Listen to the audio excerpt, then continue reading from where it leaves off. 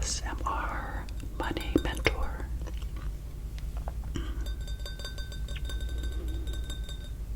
So glad you're here with me tonight.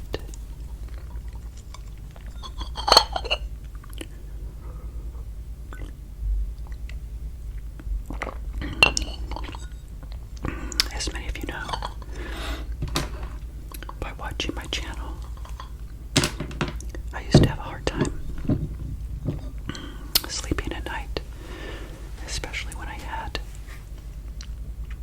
really bad financial problems. So first and foremost, I'm so happy that you are here with me tonight for this week's episodes of ASMR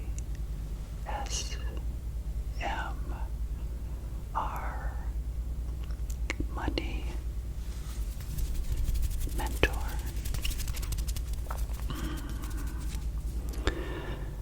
I hope you had a nice day.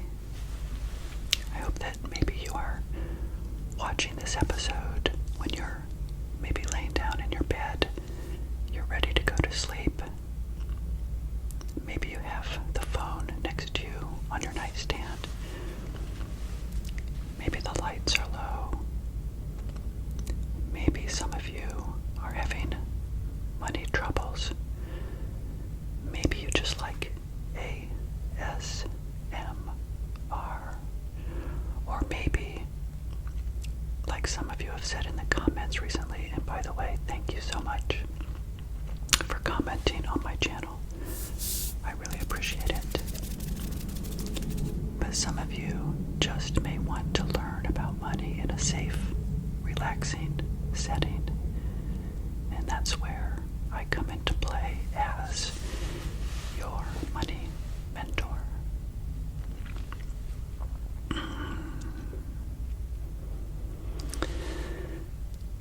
Last week, we spoke about my journey to financial independence in the year 2009. Remember, I talked about the importance of having an action plan in place. I talked about Susie Orman's action plan of 2009, which helped me understand what was going on in the world after the Great Recession, or during, I should say, the Great Recession.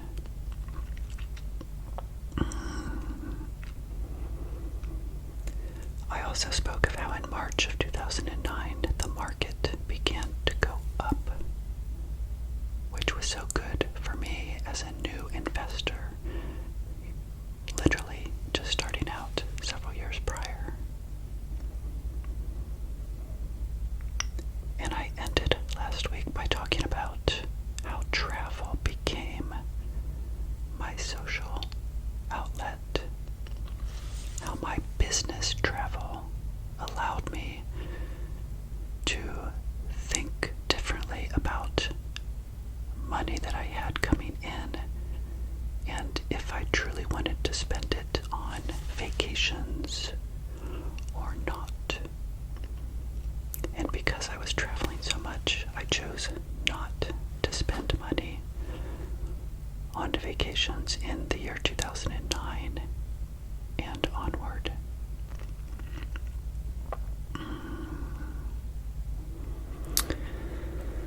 Now, I will never suggest to anybody as a money coach that you should not spend money on travel if that is your thing. But unfortunately, we can't afford everything. But we can afford anything that we want.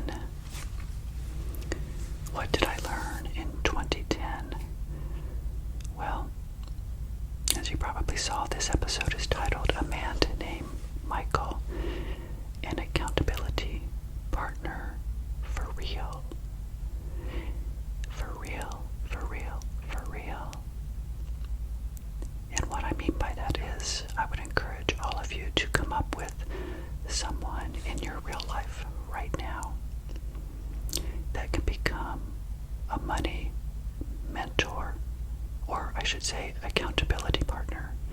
I'm going to be your money mentor. At least I hope so. I hope you continue to come back every single day that I drop episodes. But I would encourage you to find an accountability partner, again, in your real life that you can talk to. And that's what Michael was to me in 2010. Michael is a friend of mine that I still know to this day in 2024, as of the time that I'm recording this episode. And we became fast friends. We started to realize that our monetary goals, financial goals, were very much in line with each other.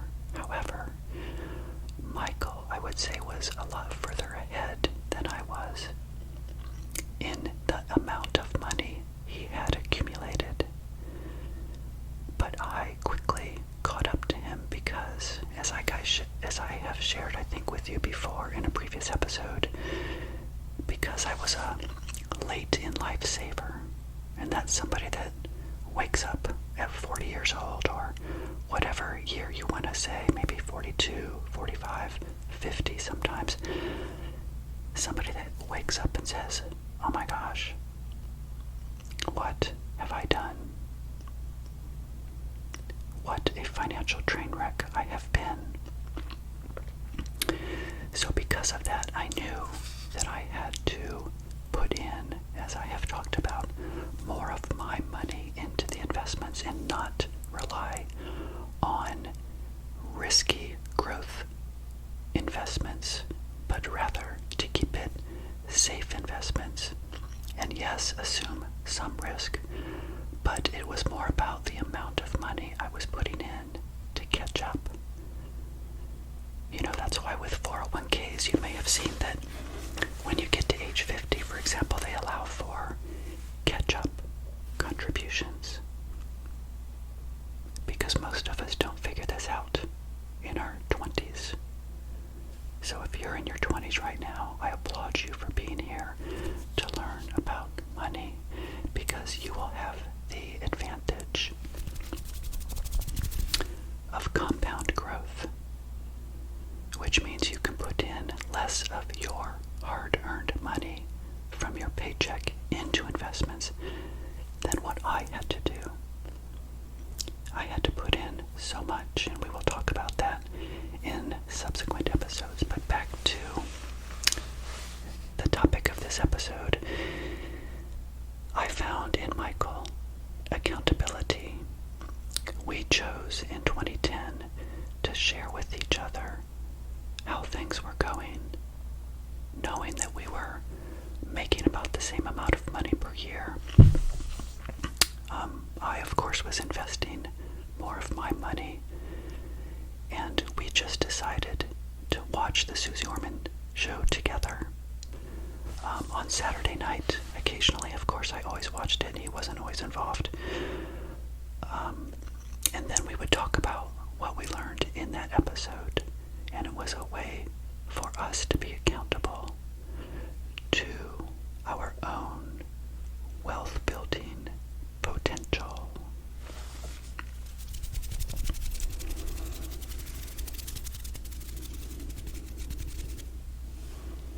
So I can't stress enough how, again, important it is that I think that each of you, if you don't have somebody right now in your life that you can talk to about your dreams, your goals, and your aspirations with money, then find somebody. Don't be ashamed to ask people to be an accountability partner. You can talk to people about money without actually sharing real numbers, like what I'll be sharing with you on this YouTube channel. You can talk in generalities, if you will, about, if you have debt, a ballpark amount of how much you want to pay off, etc. But by having this accountability partner will make your goals sustainable. If you choose to ignore that, then you may give in, as you know, to lifestyle creep, those things that come into our lives and halt us or stop us from achieving our goals.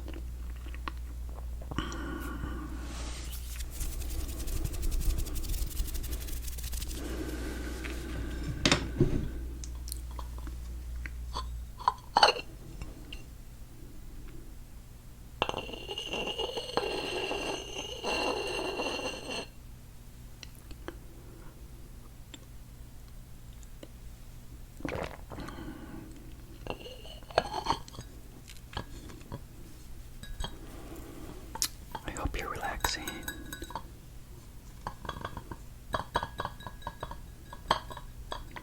I hope you're really thinking about maybe talking to some people in your personal life right now about sharing with them your goals. And write it down too. Write it down on a piece of paper.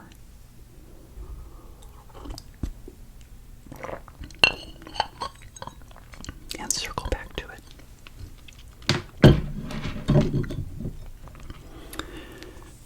Multiple times per month. Now, what I also want to talk about in today's episode of ASMR Money Mentor is I have 6 things I want to share with you about what it means to be accountable to your financial growth.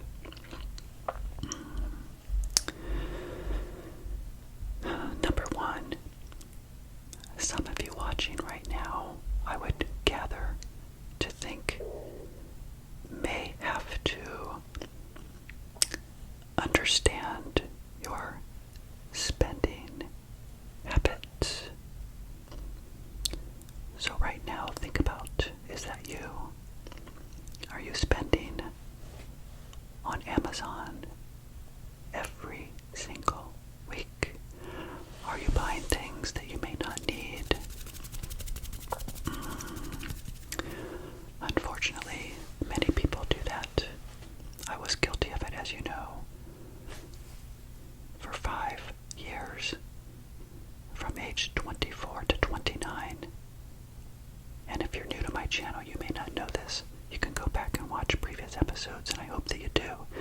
Watch them sequentially through the years as I share with you what happened. But I had a bankruptcy at age 29. So that should tell you, if you are suffering and not doing well with money, you can and will make changes in your life if you truly want to do that. So some of you may need to sit down and really understand where you're spending your money. So the first thing you can do to improve your literacy, if you have an accountability partner, is tell them that you want to understand your spending habits. And at the end of the month, you can share with that person how much you spent.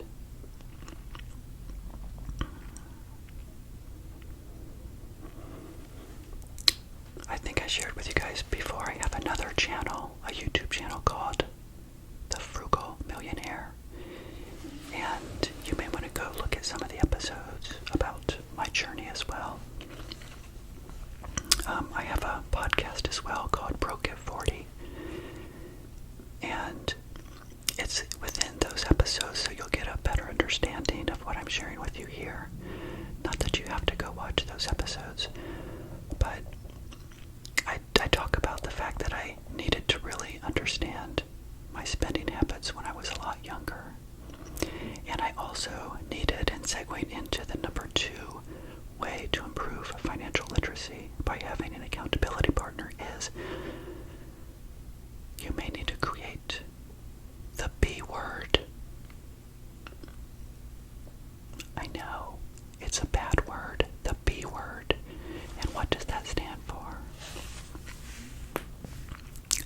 word, a budget. Now you guys know, as I've shared with you previously, I love budgets. I'm a little bit weird. I think you have to be weird, as you know. Dave Ramsey says it all the time. Especially when he wants to cut the credit cards.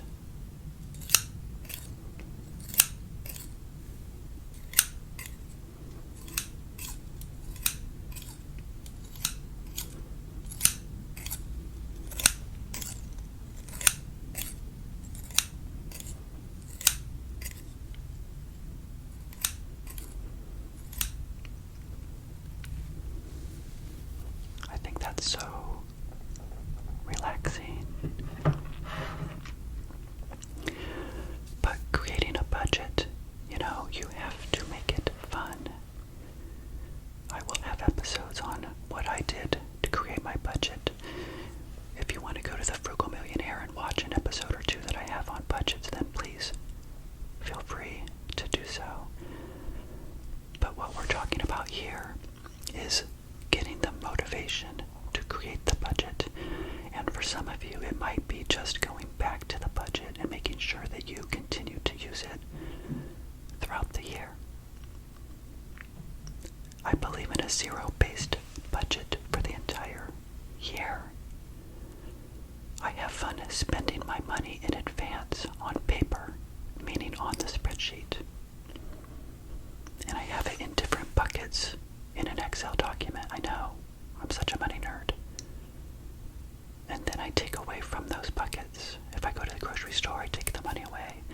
It nets to zero. You can never go wrong. Now, you may spend more money out of one category, but you just make up for it in another category. That's what people don't normally do. Just like for people that want to lose weight, they complain about wanting to lose weight, they gain weight, but they don't cross-check back to say, I want to change my behavior to go back to where I was. Sometimes they just continue to not cross-check and reverse engineer. And you have to do that with money, and that's where the budget comes in to play. So I would encourage all of you, with your accountability partner, to create, establish, and maintain your budget. You can do it.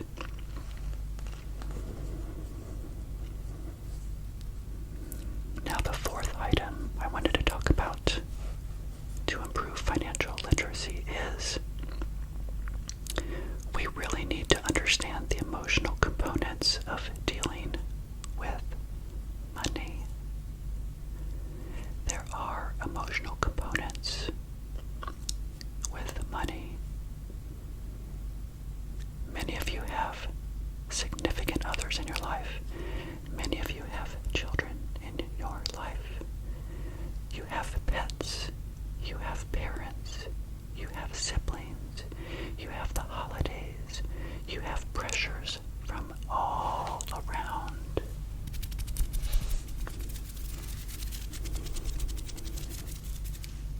It might be time to master those emotional components of spending if you want to become a millionaire, or if you just want to do better with money.